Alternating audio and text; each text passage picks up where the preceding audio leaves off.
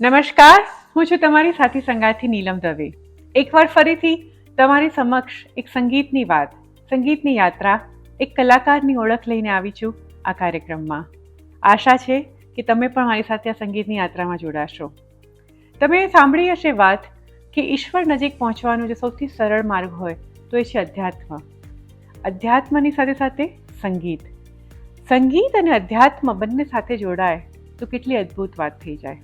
અને એવા જ એક કલાકાર અમારી સમક્ષ અહીંયા બેઠા છે કે જેમને કીર્તનમાં, ભજનમાં ઈશ્વર સાથે જોડાવાનો ખૂબ જ એક સરળ માર્ગ છે. હું વાત કરી રહી છું અમારા આજના કલાકાર જયદીપભાઈ સ્વાધ્યાની, જે અમારી સાથે અહીંયા જોડાઈ રહ્યા છે. જયદીપભાઈ, ખૂબ ખૂબ સ્વાગત તમારું ડાલસ ફોર્ટ વર્થમાં. તમે અહીંયા આવ્યા કાર્યક્રમ માટે, મને સમય આપ્યો. ખૂબ ખૂબ આભાર. અમારા દર્શકો માટે તમે સમય આપી રહ્યા છો. સો જયદીપભાઈ, જ્યારે અધ્યાત્મની હું વાત કરી રહી છું કે અધ્યાત્મ અને સંગીત, સંગીત ઈશ્વર સમક્ષ જવાનો બહુ સરળ રસ્તો છે. અને તમારા સંગીતમાં તમારા જે ગીતો છે, તમારા ભજન છે, કીર્તન છે, એવું લાગે કે અધ્યાત્મની વધારે નજીક લઈ જાય છે. તો એનું એવું કંઈ ખાસ કારણ કે તમે વધારે ભજન અને ભક્તિ ગીતો જ તમે પસંદ કર્યા કે અનાયાસે થઈ ગયું? ના, એટલે નાનપણમાં તો સંગીત સાથે નો સંબંધ બહુ ધીમે ધીમે થયો. કોલેજ ટાઈમ્સમાં બાળપણથી જેમ શીખતો ગયો, અને પછી શીખતા શીખતા પ્લેટફોર્મ જે મળતું ગયું એમાં એવી જરૂરિયાતો વધારે ઊભી થઈ કે જેમાં ધારો કે ડ્રોટ રિલીફના ફંડ રેઝિંગ માટે મુંબઈમાં કાર્યક્રમ હોય કે ચલો આપણે દુબઈ ને બહારીન ને બધે અમે ગયા હતા. તો એ વખતે ક્રાઉડને પુલ કરવા હું ગીતો પણ ગાઉં છું. ગઝલોથી, હિન્દી ગઝલોની કેસેટનો જમાનો જ્યારે હતો ત્યારે મ્યુઝિક ઇન્ડિયાનું એક કોન્ટેસ્ટ થઈ હતી, ઇન્ડિયાની ટેલેન્ટ સ્કેનિંગમાં.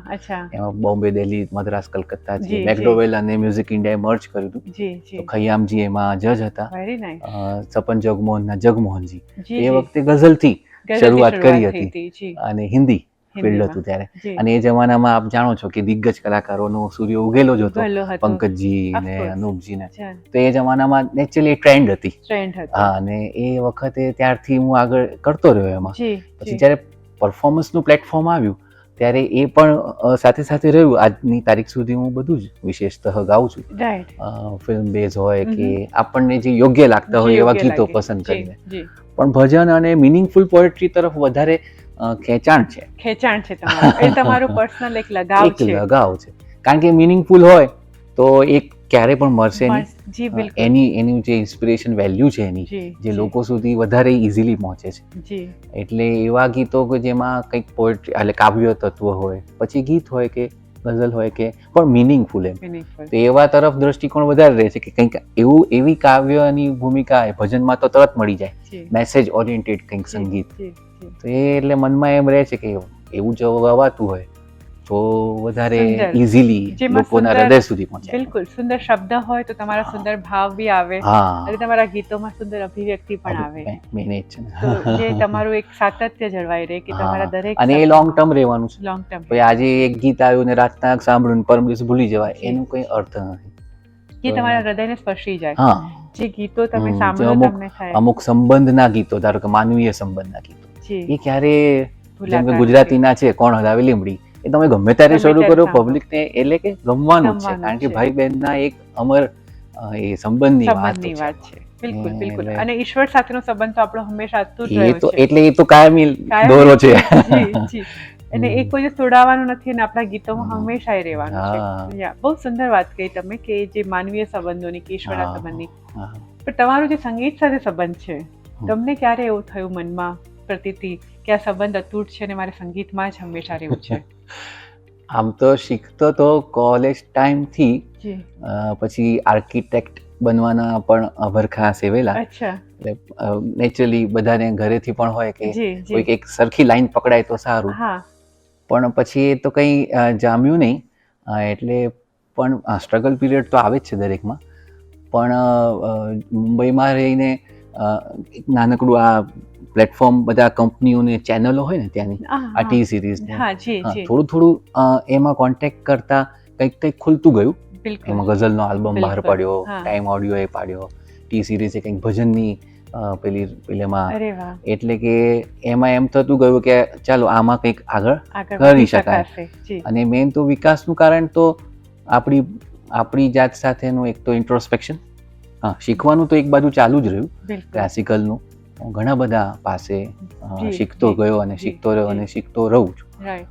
પણ મૂળ તો મને લાગે છે પ્લેટફોર્મ સારું મળ્યું મને. પ્રમુખ સ્વામીજી તમે જાણો છો, એમ મોટા વિશ્વગુરુ છે. વિશ્વગુરુ એમની છે. સંસ્થા સાથે સંકળાયો એટલે મૌલિક સંગીત વિશેની પીછાણ વધારે, કારણ જી. કે એમાં સ્ટુડિયોમાં શું કરાવવું, હમ. કોઈ ગીતો હોય એને શું રૂપ આપવું, જી. એટલે કમ્પોઝ કરવાની એબિલિટી, જી. એટલે પ્રભુદત્ત જ છે. પણ એને નવા નવા આયામો મળવા, રસ્તાઓ જી. એ મળવું, એ મને ભગવાનની દયાથી ઈશ્વરના મળ્યું. આશીર્વાદથી જ શક્ય હા, અને છે. આપણને પછી પ્રેરણા થવા માંડી. એટલે અંદરથી એક અવાજ આવતો ગયો કે આ ભગવાનના આશીર્વાદ છે તો એનો ઉપયોગ કરતા ઉપયોગ જઈએ. કરતા છે. અને ઘણીવાર ભગવાન તમારા માટે રસ્તો જે કહેવાય ને એકદમ. કેડી અંકારી દે છે, કેડી. તમારે ખાલી ચાલવાનું હોય છે. હા. ઈશ્વરની જે પ્રેરણા હોય છે હા. તમારે પછી ખાલી તમને એનો અમલ. અંદરથી જ લાગતું જાય કે આ ઓકે, આ આ રસ્તે છે જઈએ. મારા માટે હા, ઈશ્વરની. પછી બિલકુલ, એ સારથી છે, તમારે ખાલી દોરાવાનું છે. નહીં, બહુ સુંદર વાત તમે કહી. અને જયદીપભાઈ, અધ્યાત્મનો વિષય હોય કે ભજન હોય કે ગઝલ, તમે બધું જ ગાઓ છો. પરંતુ આપણે બધા જાણીએ છીએ કે આજકાલનો જે સમય છે કોઈ પણ કલાકાર માટે એક એવો સમય છે કે જેમાં ઘણી બધી કોમ્પિટિશન, સ્પર્ધા ઘણી બધી છે. ઘણા બધા પ્લેટફોર્મ્સ ઊભા થઈ ગયા છે. ટીવીમાં ઘણી બધી કોમ્પિટિશન્સ છે, રિયાલિટી શોઝ અને ઘણા બધા પ્રાઇવેટ ચેનલ્સ, યુટ્યુબ ચેનલ. તો એ બધામાં તમારી પણ એક હજી આગવી ઓળખ છે. જ્યારે ભક્તિ સંગીતનું વાત નીકળે, તમે કહ્યું તેમ કે તમારું સ્વામિનારાયણ સંસ્થા સાથે તમે જે સંકળાયેલા છો, તો એ બધામાં એક ઓળખ ઊભી રાખી તમે, એની માટે તમે કોને શ્રેય આપશો? શ્રેય ભગવાનને જ. ભગવાનને જ આપશો. જી.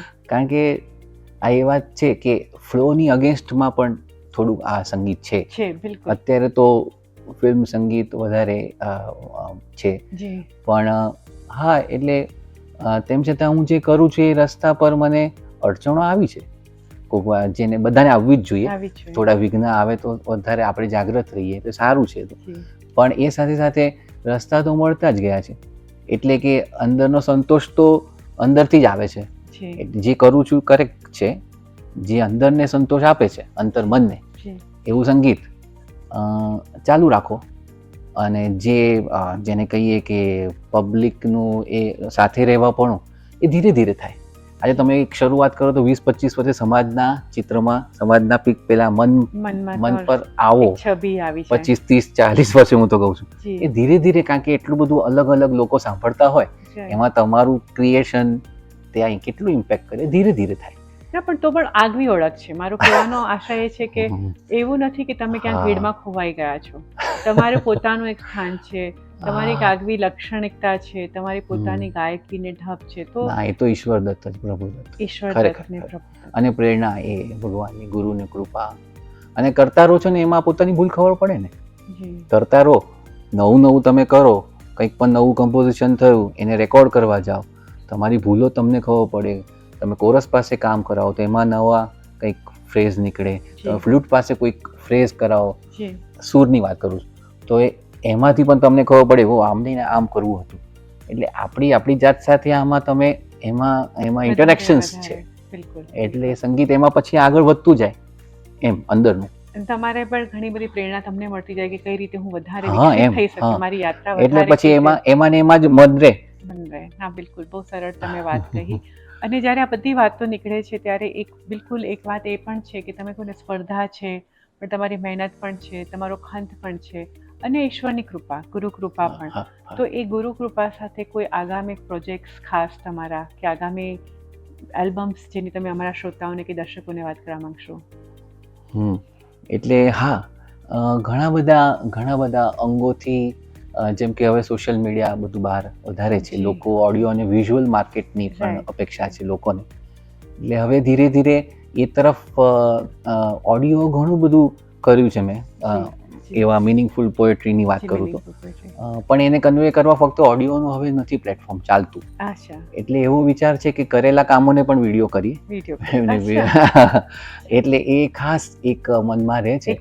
હા, એવા કે હવે એવું લોકો સુધી પહોંચવા માટે ઘણા બધા ગીતો, ઘણા બધા, એક નહીં, જુદા જુદા કોઈ મા બાપને વંદનાના ગીતો છે, કોઈ કબડ્ડીનું ગીતને મેં હિન્દી ટ્રાન્સલેશન કર્યું છે નવા ઢાળમાં, જે અવિનાશભાઈનું છે. હા, એ તો ઓરિજિનલ ગ્રેટ છે જ, પણ એનું એક નવું સ્વરૂપ.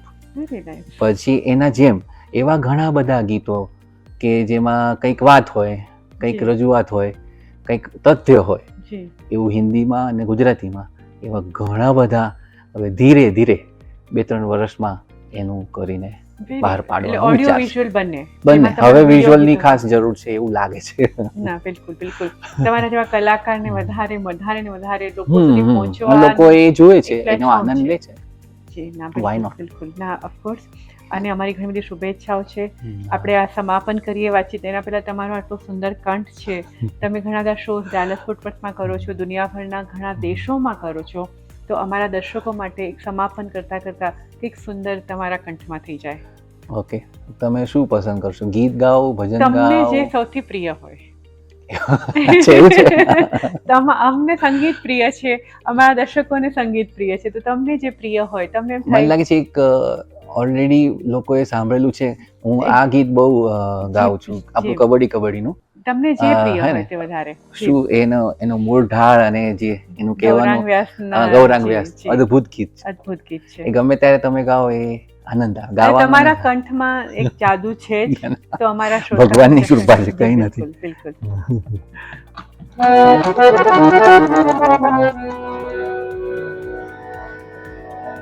હે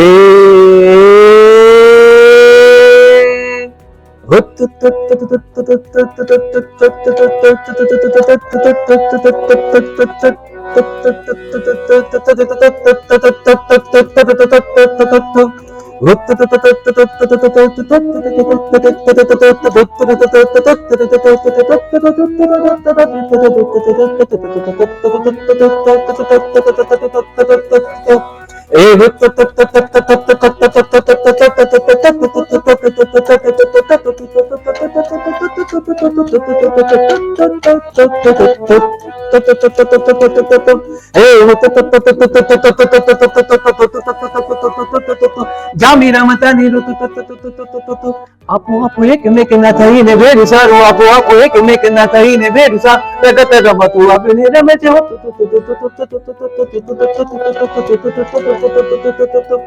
તેજી નથી મેરે રામે પાણી નશા મેરે રામે તેજી નથી મેરે રામે પાણી નશા મેરે રામે વાદળોની ઓથે ઓલા સંતાયેલા પ્રભુજીને, વાદળોની ઓથે ઓલા સંતાયેલા પ્રભુજીને, પામવાને સંતને ફકીર રમે. મનડાની પાછળ મને દોડે, તનડું તનને ઢૂંઢે, ધનની પાછળ ધન દોડતું પ્રપંચ તેની ઊંડે, વિધ વિધ જાતે જાતે ના વિચારે દાવો કે છે, ક્યારે મને લાગે અને ક્યારે લૂટું.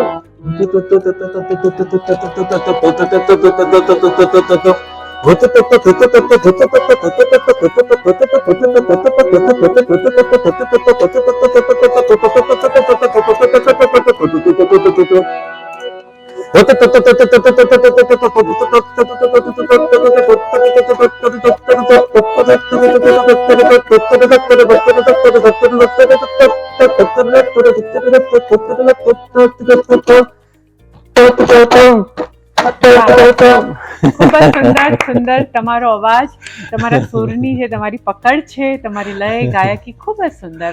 થેન્ક યુ સો મચ જયદીપભાઈ. તમારો ખૂબ ખૂબ આભાર કે તમે અમારા દર્શકો માટે આટલો સમય કાઢ્યો, તમારા સંગીતની યાત્રાની અમને થોડીક ઝલક આપી અને તમારો પરિચય અમારી સાથે કેળવાયો. તો ખૂબ ખૂબ આભાર તમારો. અમારી ઘણી બધી શુભેચ્છાઓ. તમારી સાથે ઈશ્વરના આશીર્વાદ છે, પણ અમારા જેવા જે ફેન્સ છે, તમારા ચાહકો, તમારી સાથે હોવા પણ અમારા માટે બહુ. જી બિલકુલ. અમારા કાર્યક્રમનું નામ છે સાત સંગાત, તો તમારા જેવા સાહિત્યને પણ અમે સાથે લઈને ચાલીએ, સંગીતને પણ. ખૂબ ખૂબ આભાર. એકવાર ફરીથી હું છું તમારી સાથે સંગાતથી Neelam Dave. Thank you so much આ કાર્યક્રમને જોવા બદલ. તમારો ખૂબ ખૂબ આભાર. ધન્યવાદ. જય સ્વામિનારાયણ. Thank you.